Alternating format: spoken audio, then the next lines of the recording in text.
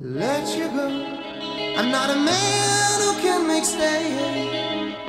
I'll hold your hand, just not a star.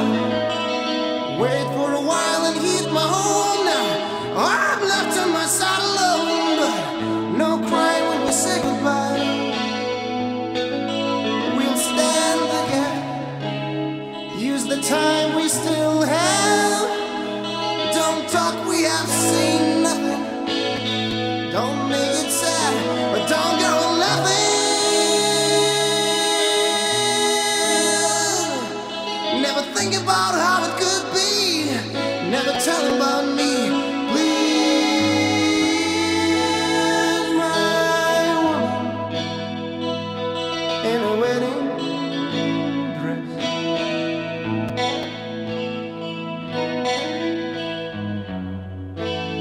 My woman,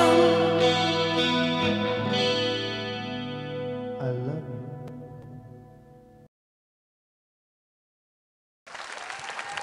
Justinas Lapatinskas ir Sandra Saikauskaitė.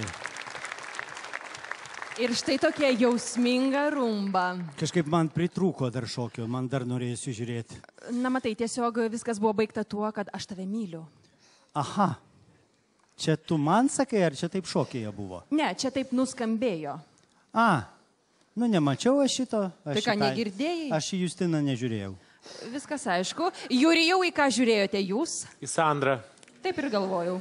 Čia yra bėda kažkokia. Tai tu esi kaip, Sandra, tu esi kaip bacila, žinok, kaip lyga kažkokia. Tai tu, net Justinas, elementariausiai mes matėm pirmam šokį, dėja, reikia pripažinti, mesgi žinom, čia nebuvo senas šokis, čia nebuvo pakartojimas, čia naujai sukurta yra, nes tu tik atėjai į projektą.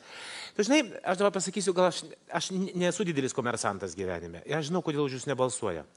Dažnai balsuoja už vyrus moteris, o moteris dabar į tave žiūri ir galvoja, kodėl šita ryža, graži, stovi šalia šito Justino, kuris vertas tik tai manęs yra ir 100% garantuoju. Vyksta konkurencija tarp tavęs ir tarp žiūrovių, žinok. Bet šiuo atveju, Justinai, supranti, tu pasimeti, tu bijai moterų, ne? Nieko aš nebijau. Nu, kad tu glosti taip atsargiai kaip statulą, jie atrodo, tai į muziejų atėjęs kažkoks. Ten į tą... Jo, aš manau, kad Sandrą reikia pastatyti ant postamento ir uostyti. Tai taip, nes jinai per reklaminę pertraukėlę, kai jinai nusileido, visą salę pradėjo ploti, nes iš karto jinai tokia energetika išneša, kad kodėl negalima kažkaip tai pabandyti ir atsiduoti tai moteriai. Kodėl tu neatsidavėjai? Aš bandžiau atsiduoti. Tikrai bandžiau ir jau. Kur čia prie tiek žiūrovų atsiduosi?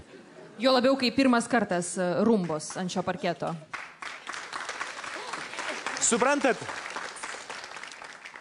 Keistas atvejis, aš 5 metai esu šokių projekte, tiksliau projektuose, televizijoje, įvairiuose televizijose ir tai pirmas atvejis yra, kai profė visiškai su kojom ir su batai suvalgo dalyvį. Tai aš tik tai galiu pasakyti, kad tai buvo taip nuostabu, bet labai gerai žinau, kad tai yra didžiausias Sandros nuopelnas. Supraskit mane kaip norit.